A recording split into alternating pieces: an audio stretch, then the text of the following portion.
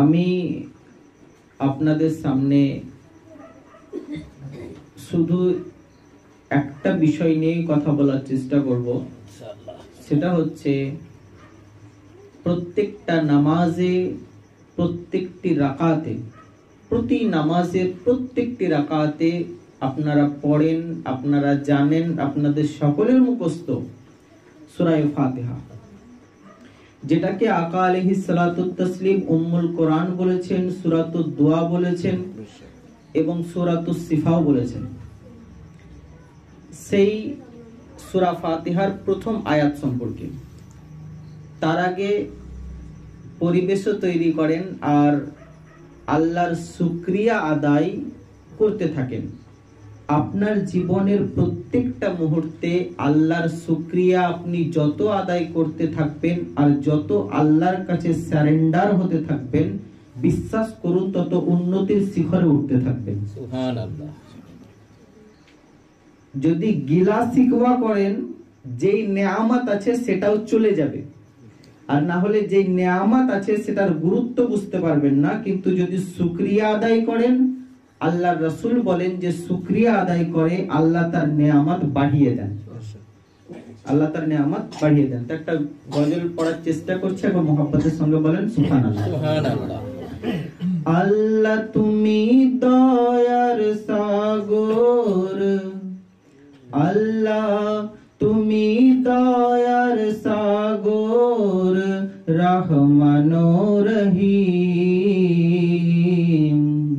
তোমার দয়াই পূর্ণ আমার সারা নিশিদিন, তোমার দয়াই পূর্ণ আমার সারা নিশিদিন।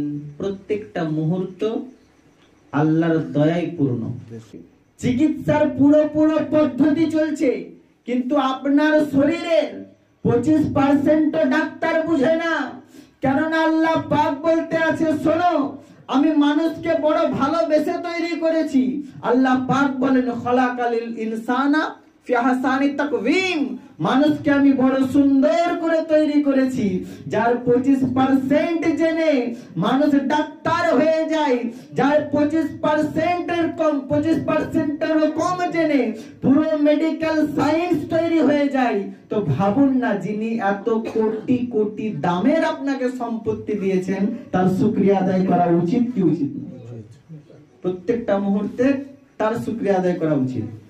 তো কবি বলেন, আল্লাহ তুমি দয়ার সাগর, রহমান রহিম, তোমার দয়াই পূর্ণ আমার সারা নিশিদিন, তোমার দয়াই পূর্ণ আমার সারা নিশিদিন। তুমি মিটাও সকল চাওয়া, দুদিন আগে পরে, তোমার কাছে সকল পাওয়া সবই তোমার তরে। তুমি মিটাও সকল চাওয়া, দুদিন আগে পরে, তোমার কাছে সকল পাওয়া সবই তোমার তরে।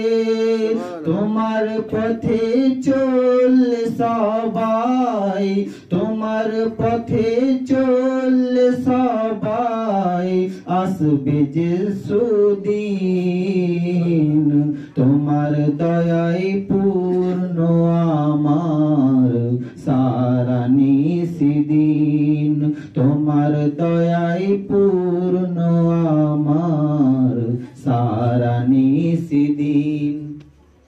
কবি বলছেন যে তুমি মিটাও সকল চাওয়া, দুদিন আগে পরে, তোমার কাছে সকল পাওয়া সবই তোমার তরে। আমি শুধু সূরা ফাতিহারই দিকে যাব। আল্লাহ পাক বলেন, সূরা ফাতিহা এমন একটা সূরা যার প্রথম পার্ট বান্দার প্রতি আল্লাহর কাছে আরজ করে, আর তার সেকেন্ড পার্ট আল্লাহ বান্দাকে ওয়াদা করেন। আমরা যখন বলি ইয়াকা না'বুদু, হে আল্লাহ তোমারই ইবাদত করি, ওয়া ইয়াকা নাস্তাইন, এবং তোমার কাছে সাহায্য চাই, যখন বান্দা বলে মওলা তোমারই ইবাদত করি আর তোমার কাছেই সাহায্য চাই, যখন বান্দা আল্লাহর কাছে এটা আরজ করতে থাকে, তো বুজুর্গানে দ্বীনরা বলতে আছেন রব্বে জুল জালালো তার কুদরতি জবানে বলেন কি বান্দা যখন তুই আমার ইবাদত করিস আর আমার কাছেই সাহায্য চাস, তো তুই গাওয়া হয়ে যা, আমার ফেরেশতা গাওয়া হয়ে যা, আমি আমার বান্দার জন্য যথেষ্ট হয়ে যাব।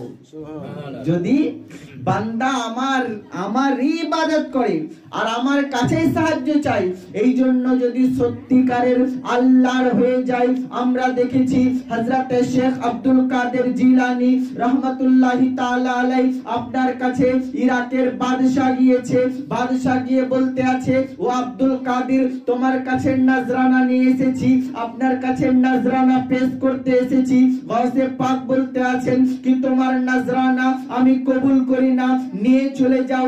পীর তো পীর ছিল, পীরের মতো পীর ছিল যার নজর মুরিদের নজরানার দিকে থাকতো না, বরং তিনি আল্লাহর ওয়ালি ছিলেন যার নজর আল্লাহর রাজামন্দির দিকে থাকতো।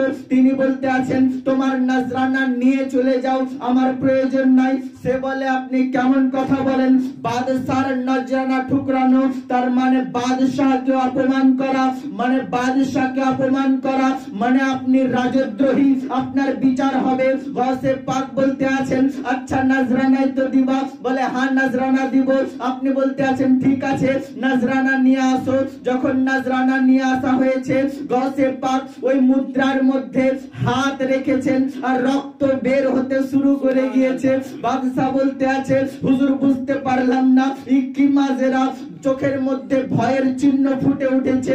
বাদশাকে বলতে আছেন বাদশা শোন, আব্দুল কাদের আল্লাহর কাছে এমন ভাবে সারেন্ডার হয়েছে আর জীবনে কখনো স্বেচ্ছায় কোনো হারাম লুকমা নিজের জুবানে উঠাই নাই, নিজে ইচ্ছাকৃত কোনো হারামের দিকে হাত বাড়াই নাই।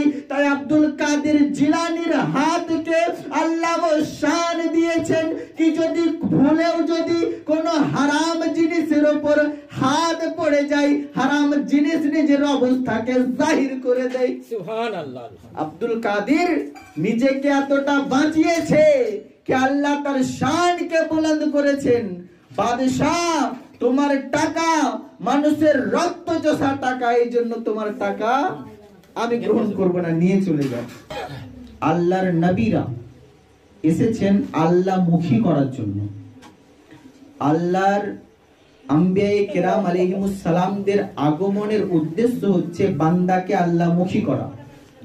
আম্বিয়ায়ে কেরাম আলাইহিমুস সালামের পরে আউলিয়ায়ে কেরামদের কাজ হচ্ছে বান্দাকে আল্লাহ মুখী করা। তো আল্লাহ পাক এর বান্দাকে আল্লাহর সঙ্গে জুড়ে দেওয়ার জন্য আউলিয়ায়ে কামেলিনরা এসেছেন। ওই সমস্ত আউলিয়ায়ে কামেলিনদের শিক্ষা হচ্ছে যে তুমি হার অবস্থায় আল্লাহর শুকরিয়া আদায় করতে থাকো, প্রত্যেকটা অবস্থায় আল্লাহর নেয়ামতের শুকরিয়া আদায় করতে থাকুন।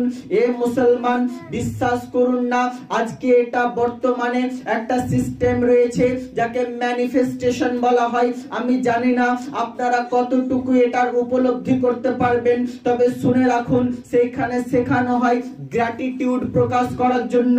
মানে যখনই আপনি ঘুম থেকে উঠবেন আপনি নিজের শরীরের প্রত্যেকটা অঙ্গের দিকে খেয়াল করবেন আর তাকে ধন্যবাদ জানাবেন, থ্যাঙ্কস জানাবেন।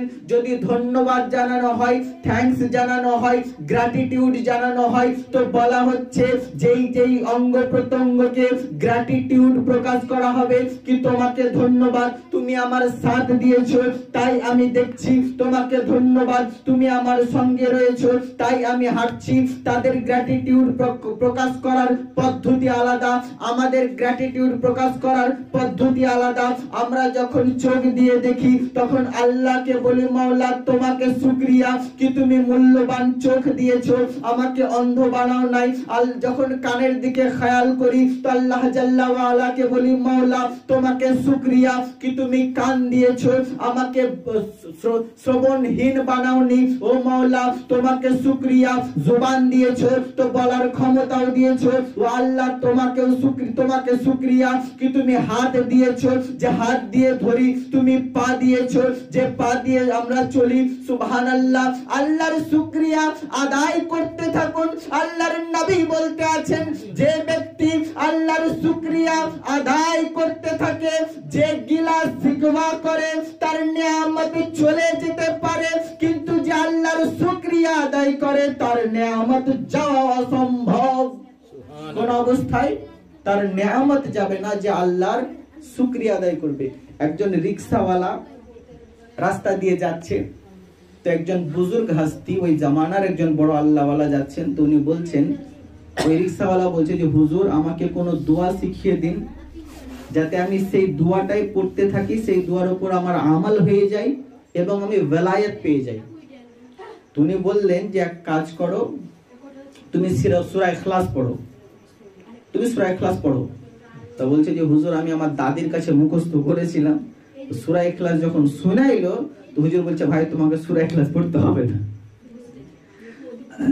তুমি বিসমিল্লাহ শরীফ পড়ো। তো বিসমিল্লাহ শরীফও ভুল, যা পড়ে তাতেই ভুল। তো বুজুর্গ বললেন যে তুই যেমন করে নামাজ পড়ছিস পড়গা, যা করছিস কর, তুই প্রত্যেকটা মুহূর্তে শুধু আল্লাহর শুকরিয়া আদায় করতে থাকবি, বলতে থাকবি যে আল্লাহ তোমার শুকরিয়া। গাড়িতে যখন প্যাসেঞ্জার এসে বসবে তুই বলবি আল্লাহ তোমার শুকরিয়া তুমি প্যাসেঞ্জার পাঠিয়েছো। যখন প্যাসেঞ্জার টাকা দিবে তুই বলবি যে আল্লাহ তোমার শুকরিয়া প্যাসেঞ্জার টাকা দিয়েছে। হ্যাঁ, বা যে পজিশনে আসবে তুমি বলতে থাকবে আল্লাহ তোমার শুকরিয়া। কিছুদিন পর যখন ওই আল্লাহর ওয়ালি ওই রাস্তা দিয়ে যাচ্ছেন, ওই রিকশাওয়ালার দিকে তাকাচ্ছেন তো দেখছেন ওই রিকশাওয়ালার মাথায় মেঘ ছায়া করছে। উনি বললেন হুজুর, ওই বুজুর্গ গেলেন ওই রিকশাওয়ালার কাছে, বলছে ভাই বুঝতে পারলাম না কোনো খাস আমল করছো নাকি? বলে না, শুধু ওই আমলটাই করছি যেটা আপনি শিখিয়েছেন, তবে আমি আর ওই অ্যাড করেছি। বলে কি রকম? বলে যখন প্যাসেঞ্জার আসে না তখনও বলি আল্লাহ তোমার শুকরিয়া, বসে থাকতে বেশি। মানে যে কোনো সিচুয়েশন আসে আমি শুকরিয়া আদায় করতে ভুলি না। যেদিন খেতে পাই সেদিন আল্লাহকে শুকরিয়া আদায় করি, আল্লাহ তোমার শুকরিয়া তুমি খাওয়াচ্ছ। যেদিন খেতে পাই না সেদিন বলি আল্লাহ তোমার শুকরিয়া যে শরীরের যন্ত্রাংশগুলো আজকে রেস্ট পাচ্ছে। শুধুমাত্র শুকরিয়ার জজবা এমন ভাবে তৈরি করেছে কি একজন আলেম এবং আল্লাহর ওয়ালি এবং হাজিও ওয়ালায়াতের ওই মাকামে পৌঁছাতে পারেনি। একজন হতদরিদ্র মানুষ আল্লাহর শুকরিয়া আদায় করে ওয়ালায়াতে তার চাইতে উচ্চ শিখরে পৌঁছে গিয়েছে। সুবহানাল্লাহ। আল্লাহ পাকের শুকরিয়া আদায় করা। এই জন্যই সূরা ফাতিহা যেমন সূরাতুদ দোয়া, সূরা ফাতিহা যেমন সূরাতুস সিফা, তেমন সূরা ফাতিহার আরেকটা নাম হচ্ছে সূরাতুল হামদ। এটা প্রশংসার সূরা। এই জন্য আপনি কোরআনের যে কোনো অংশ পড়েন, প্রত্যেকটা নামাজে কোরআনের আপনি যে কোনো অংশ পড়েন, বড় আয়াত হলে একটা পড়েন, ছোট আয়াত হলে 3টা পড়েন, মুকাম্মাল সূরা পড়েন, কয়েক পারা পড়েন, আপনার যেভাবে ইচ্ছা পড়েন, কিন্তু সূরা ফাতিহাটা পড়া জরুরি। আল্লাহ পাকের রাসূল শিখাতে আছেন, শোনো যখন সূরা ফাতিহা পড়বে তখন এইটা খেয়াল আসবে আলহামদুলিল্লাহি রাব্বিল আলামিন। তুমি মনে করো না এই বিল্ডিং তুমি তোমার কারিশমাতে বানিয়েছো, তুমি মনে করো না কি এই বাড়ি তোমার ক্ষমতার জোরে বানিয়েছো, না, আলহামদুলিল্লাহি রাব্বিল আলামিন করেছো যা প্রশংসা আল্লাহ, করেছো যাই প্রশংসা আল্লাহর। আল্লাহ আযজা ওয়া জাল ক্ষমতা দিয়েছেন তো বানিয়েছেন, আল্লাহ পাকের প্রশংসা। আচ্ছা দেখেন এই সূরা ফাতিহার প্রথম লাইন সমস্ত হিংসার ওষুধ, সমস্ত হিংসার ওষুধ। কি রকম? যখনই আপনার মনের মধ্যে ধারণা আসবে যে এই ছেলেটার আওয়াজ কত সুন্দর, আমার চাইতে একটু বেশি কেউ সুন্দর, তখন আমি কি বলবো যে আল্লাহ এ এত সুন্দর, আলহামদুলিল্লাহ, আল্লাহ তোমার প্রশংসা, তুমি এর রব, একে বানানে वाला তুমি। যখন আমার চাইতে অর্থশালী কাউকে দেখবো, যখন মিলিয়ন বিলিয়ন ট্রিলিয়ন টাকাওয়ালা কাউকে দেখবো তো আল্লাহকে বলবো মওলা প্রশংসা তোমার, টাকা তুমি দিয়েছো। সর্ব অবস্থায় আল্লাহর প্রশংসা করেন। আল্লাহর নবী বলতে আছেন শুকরিয়া আদায়ের জন্য নিজেদের জীবনে এই জিনিসটাকে পুরোপুরি অ্যাপ্লাই করে নাও। সেটা হচ্ছে যখনই দৃষ্টিপাত করবে তোমার চাইতে যারা নিচু শ্রেণীর তাদের দিকে তাকাবে, তোমার চাইতে যারা উঁচু শ্রেণীর তাদের দিকে তাকাবে না। এতে আল্লাহর নেয়ামতের শুকরগুজারি হয় না, বরং নেয়ামতের শুকরগুজারি জায়গায় সেই জায়গায় তুমি লান টান করতে থাকো, গিলা শিকওয়া করতে থাকো। ইয়ানি আপনার চাইতে আপনার উচিত যদি যদি আপনার একটা পা ভাঙা থাকে তো আপনাকে দেখতে হবে যার দুইটা পাই পঙ্গু তার দিকে। যদি আপনার একটা চোখে সমস্যা থাকে তাহলে আপনাকে দেখতে হবে যে দুই চোখেই দেখতে পায় না তার দিকে। এ মুসলমান, যদি আপনার অভাব থাকে তো আপনাকে দেখতে হবে, যদি আপনি মাটির কোণা ঘরে বাস করেন তো আপনাকে দেখতে হবে বহু লোক রয়েছে রোডের উপরে শুয়ে থাকে, তাদের মাথার উপর কোনো ছাদ নাই, কোনো ত্রিপল নাই। এ মুসলমান, এইভাবে নিজের জীবনকে যদি অতিবাহিত করতে পারেন আপনি বুঝতেও পারবেন না কখন আপনার মধ্যে বেলায়েত চলে এসেছে, ওয়ালিদের লিস্টে আপনার নাম লেখা হয়ে গিয়েছে। আল্লাহর নবী বলছেন প্রত্যেকটা জায়গায় যেখানে 40টা মুসলমান থাকে সেখানে একজন ওয়ালি থাকে, কিন্তু সে ওয়ালি নিজেও জানে না কি আমি আল্লাহর ওয়ালি। ওই ওয়ালি নিজেও জানে না আমি আল্লাহর ওয়ালি।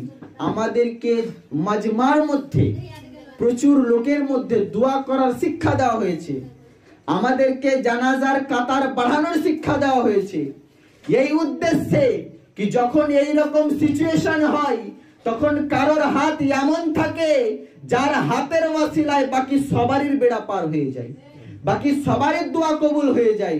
এ মুসলমান, হজ করার উদ্দেশ্য যেমন কাবা বাইতুল্লাহর জিয়ারত করা, তেমন গোটা পৃথিবীব্যাপী মুসলমানদেরকে একত্রিত করা, যাতে সেইখানের মধ্যে কিছু মুসলমানের ওসিলায় সমস্ত মুসলমান বক্সে যায়। আল্লাহ পাকের শুকরিয়া আদায় করতে থাকেন। একবার দরুদ পাক করুন, আল্লাহুম্মা সাল্লি আলা সাইয়্যিদিনা মাওলানা মুহাম্মদ ওয়া আলা সাইয়্যিদিনা মাওলানা মুহাম্মদ সাল্লু আলা মুহাম্মাদিন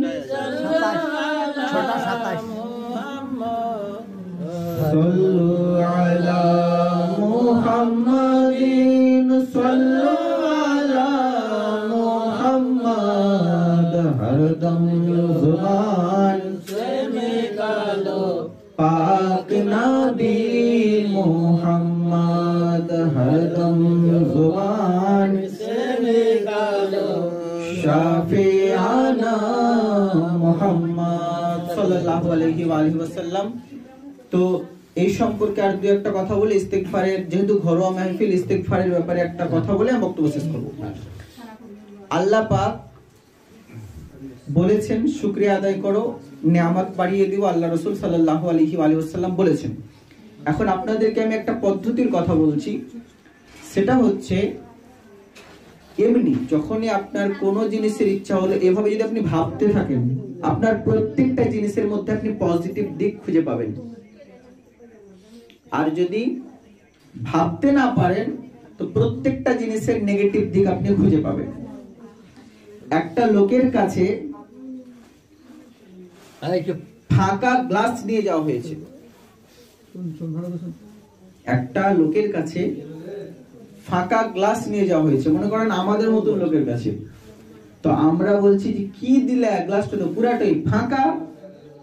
কিন্তু সত্যিকারের কোন জ্ঞানীর কাছে যখন ওই গ্লাসটা পেশ করা হয়েছে তখন সে বলছে বাহ কত সুন্দর গ্লাস দিয়েছো, পুরো গ্লাসটাতে ভর্তি করার জায়গা আছে। একই জিনিস, নাজারিয়া দুই রকম। কেউ বলছে কেমন গ্লাস দিলা, পুরাটাই ফাঁকা, মানে গ্লাসটার কোনো মূল্য নাই।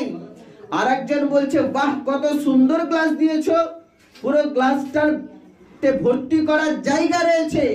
ঠিক তদ্রূপ মুসলমান, যদি রোদ বেশি হয় আপনি যদি ভাবতে পারেন তো তার মধ্যে আপনি পজিটিভ দিক খুঁজে পাবেন। আর যখন এই পজিটিভ দিক খুঁজে আপনি আল্লাহর প্রশংসা আদায় করতে থাকবেন, আপনি বেলায়েতের উচ্চ শিখরে যেতে থাকবেন, এটা তো আলাদা জিনিস। এবার আসুন একটা পদ্ধতির কথা।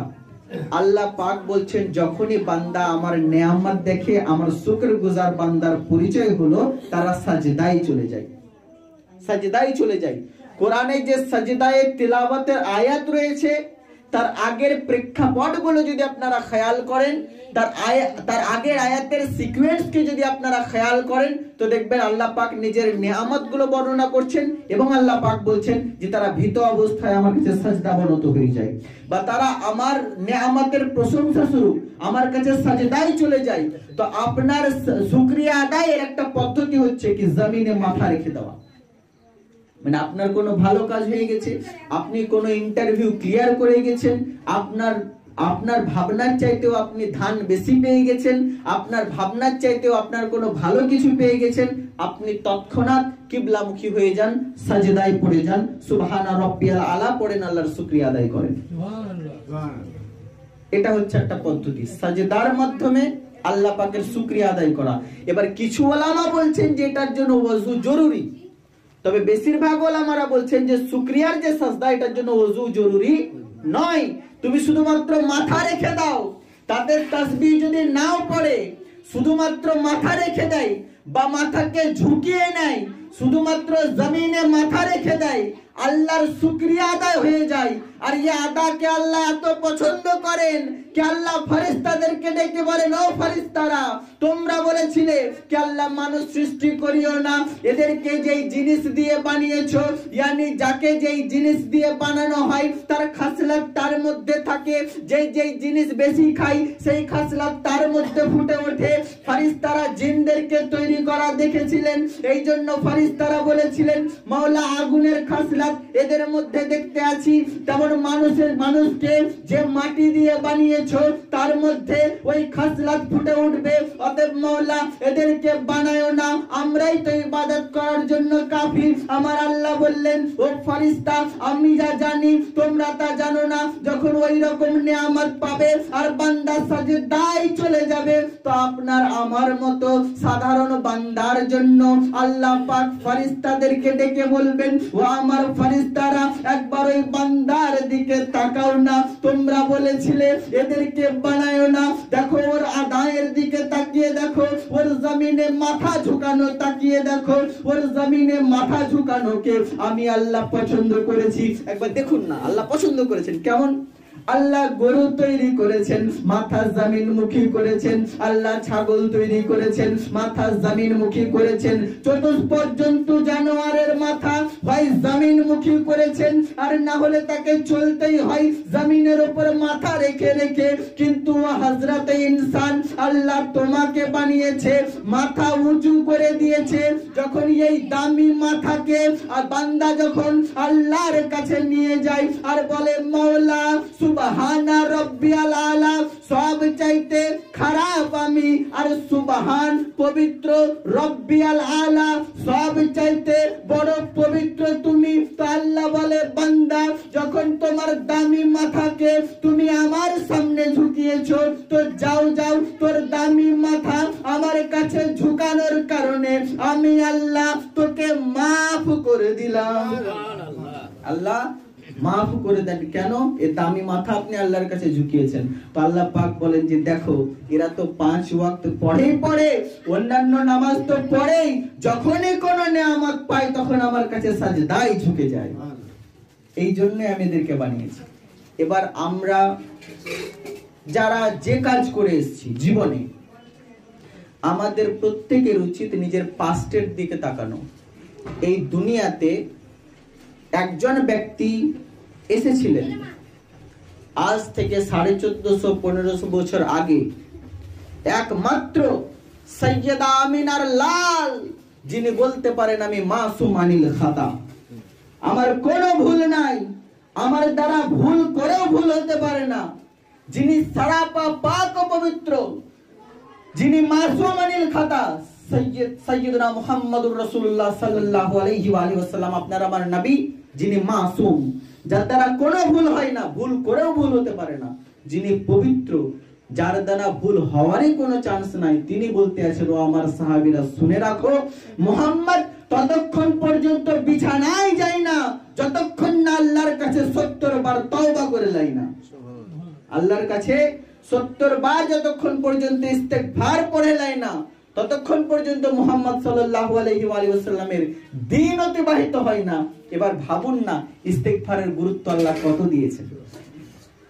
আল্লাহর নবীর মসজিদে নববীর বাইরে সাহাবীরা আলোচনা করছিলেন হযরত ইব্রাহিম খলিলুল্লাহর কত শান, কি যখন নমরুদের অগ্নিকুণ্ড জ্বালিয়ে দেওয়া হয়, যে আগুন সব জ্বালিয়ে দেয় ইব্রাহিমকে জ্বালায় না আলাইহিস সালাম। ইসমাইল জাবিহুল্লাহর কত শান, কি যে ছুরি অন্য পাথরে পড়ে তো খণ্ড বিখণ্ডিত করে দেয়, কিন্তু ইসমাইল আলাইহিস সালামের গলা কাটে না। আল্লাহ আদম সাফিউল্লাহকে কত শান দিয়েছেন, কি ফেরেশতাদেরকে দিয়ে সাজদা করিয়েছেন। আদম সাফিউল্লাহর কত শান, সাহাবায়ে দ্বীনরা আলোচনা করছিলেন, আল্লাহর নবী শুনছিলেন। মসজিদে নববীর গেটের কাছে সাহাবায়ে দ্বীনরা আলোচনা করছেন কি হযরতে নূহ নাজিউল্লাহর কত শান, যখন আল্লাহর গজবে জমিন আসমান থেকে পানি বর্ষিত হয়, যখন জমিন পানি উগলাতে থাকে, ওই টাইমটাতে तमाम দুনিয়ার সমস্ত পাহাড়, ये বড় বড় হিমালয় সেদিন ডুবে গিয়েছিল। যদি পাহাড়ের নিকটে তারাই বেঁচে ছিল, যারা নূহ নাজিউল্লাহর নৌকায় চেপেছিল। আল্লাহ কত শান দিয়েছেন নূহ নাজিউল্লাহকে, সাহাবীরা আলোচনা করছেন আল্লাহ কত শান দিয়েছেন হযরতে দাউদ খলিফাতুল্লাহ আলাইহিস সালামকে, কি তার কণ্ঠস্বরকে আল্লাহ এমন মধুর করেছিলেন কি যখন তিনি নিজ আসমানি কিতাব পড়তেন তো আশপাশের জন্তু জানোয়াররা বিভোর হয়ে শুনতো। কত শান দিয়েছেন ঈসা রুহুল্লাহকে, যিনি কুষ্ঠ রোগীর গায়ে হাত দিতেন কুষ্ঠ রোগী ভালো হয়ে যেত। যে জন্মান্ধ তার চোখে হাত দিতেন চোখ ফিরে যেত। আল্লাহর নবী শুনলেন আর তারপরে বললেন, ও আমার সাহাবীরা শোনো, আদম যে সাফিউল্লাহ তাতে কোনো সন্দেহ নাই, নূহ যে নাজিউল্লাহ তাতে কোনো সন্দেহ নাই, ইব্রাহিম যে খলিলুল্লাহ তাতে কোনো সন্দেহ নাই, ইসমাইল যে জাবিহুল্লাহ তাতে কোনো সন্দেহ নাই, মুসা যে কালিমুল্লাহ তাতে কোনো সন্দেহ নাই, ঈসা যে রুহুল্লাহ তাতে কোনো সন্দেহ নাই। কিন্তু আমার সাহাবীরা শোনো, আদম সাফিউল্লাহ, ইব্রাহিম খলিলুল্লাহ, ওয়া আনা হাবিবুল্লাহ, আর আমি হলাম হাবিবাল্লাহ। কেউ সাফিউল্লাহ, কেউ নাজিউল্লাহ, কেউ জাবিহুল্লাহ, আর আমি হলাম হাবিবুল্লাহ। আমি যে নুকতা আরজ করছি, তাহলে হাবিবুল্লাহ তো বিরাট বড় টাইটেল, ঠিক কি না? কোনো সন্দেহ আছে? যে টাইটেলের জন্য নবী বলছেন যে আনা হাবিবুল্লাহ, আমি হাবিবুল্লাহ, বিরাট বড় টাইটেল। আল্লাহর নবী বলতে আছেন, ও আমার উম্মত শুনে রাখো, আত-তাইবু হাবিবুল্লাহ, যে তওবা করার মতো তওবা করে নাই ও আল্লাহর হাবিব হয়ে যায়। আত-তাইবু হাবিবুল্লাহ, যে তওবা করার মতো তওবা করে নাই ও আল্লাহর হাবিব হয়ে যায়। আল্লাহ পাক বলতে আছেন, ইয়া ইবাদি লা তাকনাতু মির রাহমাতিল্লাহ, ও আমার বান্দা আমার রহমত থেকে নিরাশ হইও না। তুমি যদি পুকুর সমপরিমাণ গুনাহ করে এসেছো, আমার দিকে আসো, আমি সমুদ্রের সমপরিমাণ ক্ষমা নিয়ে তোমার সামনে হাজির হয়ে যাব। ও আমার বান্দা, যদি পাহাড়ের সমপরিমাণ গুনাহ করেছো, আমার দিকে আসো, আমি আকাশের সমপরিমাণ সুবহানাল্লাহ ক্ষমা নিয়ে তো রহমত নিয়ে তোমার সামনে হাজির হয়ে যাব। যদি তোমার মনে হয় কি তোমার গুনাহ আসমান ও জমিনকে পূর্ণ করে দিয়েছে, ও আমার বান্দা লা তাকনাতু মির রাহমাতিল্লাহ, ও আমার বান্দা আমার রহমত থেকে নিরাশ হয়ো না। তুমি যদি আকাশ সমপরিমাণ গুনাহ নিয়ে চলে আসো, আমি আল্লাহ আরশের সমপরিমাণ রহমত নিয়ে চলে আসবো। তবে একটা শর্ত আছে, শিরক করলে হবে না, শিরক করলে হবে না। এবার শিরকের ডেফিনেশনে আমাদের সঙ্গে কিছু বলা আমাদের একটু পার্থক্য আছে, সেটা আলাদা জিনিস, কিন্তু এই ব্যাপারে সবাই একমত যে শিরকের গুনার কোনো মাফ নাই, শিরকের গুনার কোনো মাফ নাই। আল্লাহর কাছে ইন দা সাইট অফ আল্লাহ সবচাইতে সেনসিটিভ গুনাহ যেটা, সবচেয়ে বড় কাবিরা গুনাহ যেটা, সেটা হচ্ছে শিরক। আল্লাহ আযজা ওয়া জাল শিরক ছাড়া সমস্ত গুনাহ maaf করেন। তো আল্লাহর কাছে ইস্তেগফার করতে থাকেন। একটা ইস্তেগফারের কথা আমি বলি, যেটা তিরমিজি শরীফের মধ্যে হাদিসে এসেছে, আল্লাহর নবী সাল্লাল্লাহু আলাইহি ওয়া আলিহি ওয়াসাল্লাম বলছেন এই সিগার জন্য আস্তাগফিরুল্লাহ আল্লাযী লা ইলাহা ইল্লাহু আল হাইয়ুল কাইয়্যুম ওয়া আতুবু ইলাইহি। বা অনেকে এভাবে পড়েন আস্তাগফিরুল্লাহ আল্লাযী, আস্তাগফিরুল্লাহ আল্লাযীও পড়ে আর আস্তাগফিরুল্লাহ আল্লাযীও পড়ে। তো আস্তাগফিরুল্লাহ আল্লাযী লা ইলাহা ইল্লাহু আল হাইয়ুল কাইয়্যুম ওয়া আতুবু ইলাইহি, এই ইস্তেগফারের জন্য আল্লাহর রাসূল বলছেন কারো যদি সমুদ্রের ফেনার সম পরিমাণ গুনাহ হয়, কারোর যদি পৃথিবীতে যে মাটি রয়েছে, যে বালু কণা আছে, তার সম পরিমাণ গুনাহ হয়, এবং সে যদি রাত্রে ঘুমাবার সময় মাত্র 3 বার আস্তাগফিরুল্লাহ আল্লাযী লা ইলাহা ইল্লাহু আল হাইয়ুল কাইয়্যুম ওয়া আতুবু ইলাইহি পড়ে, আল্লাহর নবী বলছেন আল্লাহ সমস্ত সাগায়ের গুনাহ, সগীরা গুনাহকে আল্লাহর রাসূল বলছেন আল্লাহ maaf করে দিবেন। কিছু গুনাহ আছে যেগুলোর maaf বান্দার হক, বান্দার কাছে maaf চাইতে হয়। কিছু গুনাহ আছে সগীরা গুনাহ, কিন্তু যদি রিপিট করা হয়, রিপিটেশনের কারণে সেগুলো কবিরা গুনাহতে লেখা হয়, কিন্তু নরমালি তার যে অকাদ সেটা হচ্ছে সগীরা গুনাহ, কিন্তু যদি রিপিটেডলি করা হয় তাহলে সেটা কবিরা গুনাহতে লেখা হয়। কবিরা গুনাহর জন্য আল্লাহ জাল্লা ওয়া আলার কাছে তওবা করতে হবে, সগীরা গুনাহর জন্য আল্লাহর কাছে তওবা করতে হবে, আর সেনসিটিভ খেয়াল রাখতে হবে মানুষের দিকে, আখলাক। মাওলানা সাহেব বলছিলেন আকা আলাইহিস সালাতু তাসলিমের আখলাকের ব্যাপারে, যে সাইয়্যিদুনা আনাস রাদিয়াল্লাহু তাআলা আনহু কে আকা আলাইহিস সালাম বললেন যে বেটা যাও আমার জুব্বা নিয়ে আসো। তো উনি খেলতে আছেন, ভুলেই গেছেন। হযরতে আনাস রাদিয়াল্লাহু তাআলা আনহুর একটা কোটেশন পৃথিবীর বুকে বিরাট ফেমাস, ওনার একটা কোটেশন গোটা পৃথিবীর বুকে বিরাট ফেমাস। আল্লাহর নবী তখন আবার কি প্রথা ছিল জানেন? এখনকার মতো এই চাকরের সিস্টেম ছিল না, কি আমি বেতন দিলাম আর তুমি আমার বাড়িতে কাজ করলে, এরকম সিস্টেম না। এখন যেমন ফ্রুট মার্কেটে ফল বিক্রি হয়, যেমন ফিশ মার্কেটে মাছ বিক্রি হয়, তেমন মানুষ বিক্রি হতো। ওটাকে বলা হয় কৃতদাস প্রথা।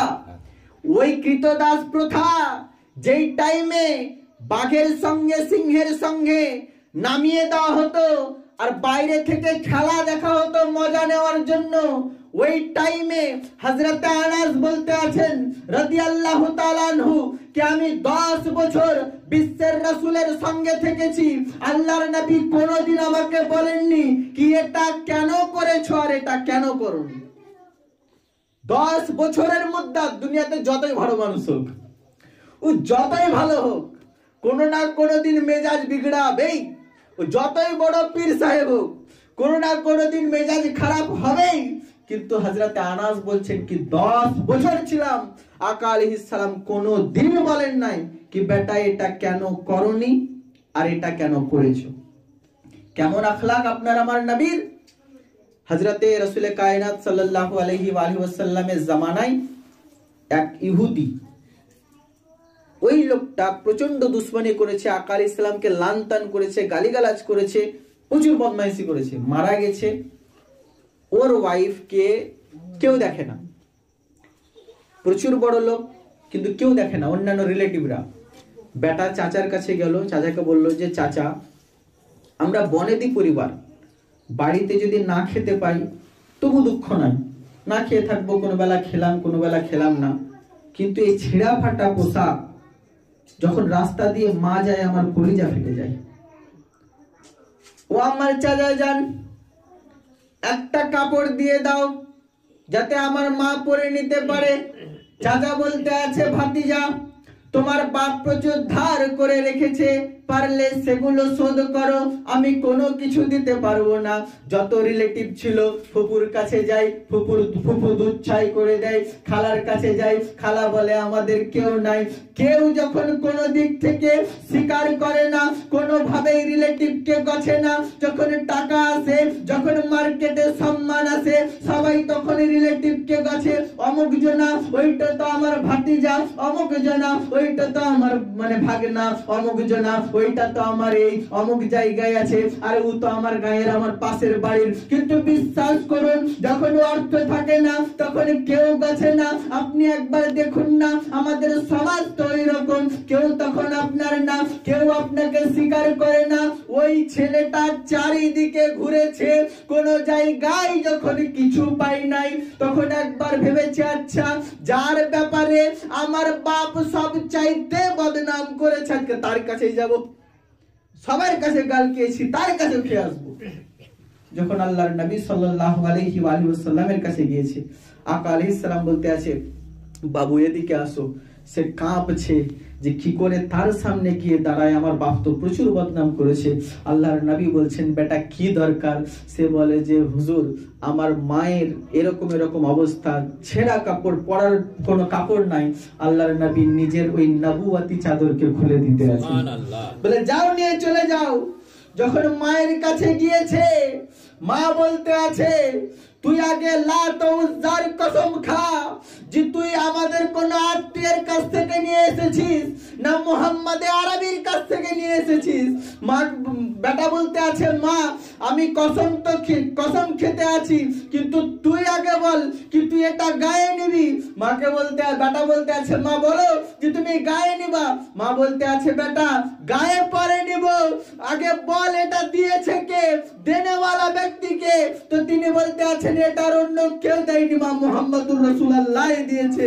ও বলতে আছে যে ও মা বলতে আছে বেটা যদি এই টাইমে যখন সবাই সাথ ছেড়ে দিয়েছে ওই টাইমটাতে যিনি গলায় লাগাতে পারেন, আরে যদি কালেমা তার না পড়বো তো কার পড়বো, আগে চাদর গায়ে পরে দিব, আগে চল মুহাম্মদ আরবির হাতে গিয়ে কালমা পড়ে আসবো। চাদর পরে গায়ে দিব, আগে মুহাম্মদুর রাসূলুল্লাহর হাতে গিয়ে কালমা পড়ে আসবো। আকা আলাইহিস সালাম বলতে আছেন ও আমার উম্মত শুনে রাখো, তুমি মনে করো আল্লাহর নবী বলেন কিয়ামতে মিজানের পাল্লা রাখা হবে, তখন আমল ওজন করা হবে। একটা আমল থাকবে যেটা নামাজের চাইতেও ভারী, একটা আমল থাকবে যেটা কোরআন তেলাওয়াতের চাইতেও ভারী, একটা আমল থাকবে যেটা তাহাজ্জুদের চাইতেও ভারী, একটা আমল থাকবে যেটা জিক্র আজকারের চাইতেও ভারী। সাহাবীরা বললেন ইয়া রাসূলুল্লাহ ওই আমলটার নাম কি? আল্লাহর নবী বলতে আছেন ওই আমলটার নাম হলো হুসনে আখলাক, yani ওই আমলটার নাম হলো ভালো ব্যবহার। ওই আমলটার নাম কি? ভালো ব্যবহার। এ মুসলমান আপনি আমি রাহমাতুল্লিল আলামিনের উম্মত, অতএব যখন নবীর উম্মত তখন যখন আমরা রাস্তা দিয়ে যাব আমাদের ব্যবহার লোকে দেখবে, আমরা প্রতিবেশীর সঙ্গে মিশবো, তখন যেন মনে হয় যে আমরা নবীর উম্মত। আপনি যেই ফিরকায় থাকেন, আপনি যেই মানহাজে থাকেন, ওই কঠোর মানসিকতা ত্যাগ করতে হবে। বর্তমান জামানা, আজকে হুজুর খাজা গরিব নওয়াজের মাজারের উপর বলে এটা শিবলিঙ্গ ছিল, আপনারা সবাই জানেন। এই টাইমটাতে আখলাকের দিকে খেয়াল করতে হবে, যেন আমাকে দেখে মনে করে যে হ্যাঁ মুসলমান হলে এমনি হওয়া উচিত। হাজারো হিন্দু যখন আপনাকে দেখবে যেন মনে করে মুসলমান হলে এরকম হওয়া উচিত। বাস গজলের একটা লাইন পড়ে বক্তব্য শেষ করছি। আরো বেরি নয় নয় আজমেরি রাকিরান নয় নয় ভারতের সারা আসমান জমিনের নবী মুস্তাফা কন্ডারিয়ে পার পরের নবী মুস্তাফা। আর বেরি নয় নয় আজমেরি রাকিরান নয় নয় ভারতের সারা আসমান জমিনের নবী আচ্ছা, বক্তব্য শেষ করে বক্তব্য রাখতে হয় না, তবে আরেকটা কথা বলে দিই।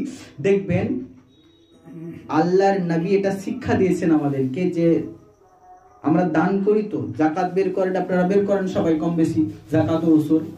এই ক্ষেত্রে প্রথম হকদার কে জানেন? আপনার গরিব রিলেটিভ। দিনী প্রতিষ্ঠানের অধিকার পরে আসে, প্রথম অধিকার আপনার গরিব রিলেটিভ।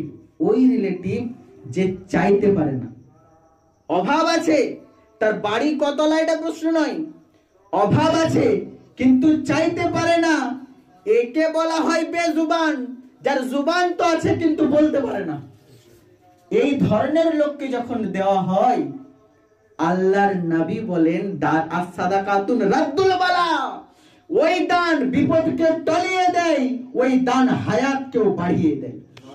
আল্লাহ পাক আপনাকে আমাকে নবী কাউনাইন সাল্লাল্লাহু আলাইহি ওয়া আলিহি ওয়াসাল্লামের সচ্চা পাক্কা ওয়াফাদার গোলাম বানান।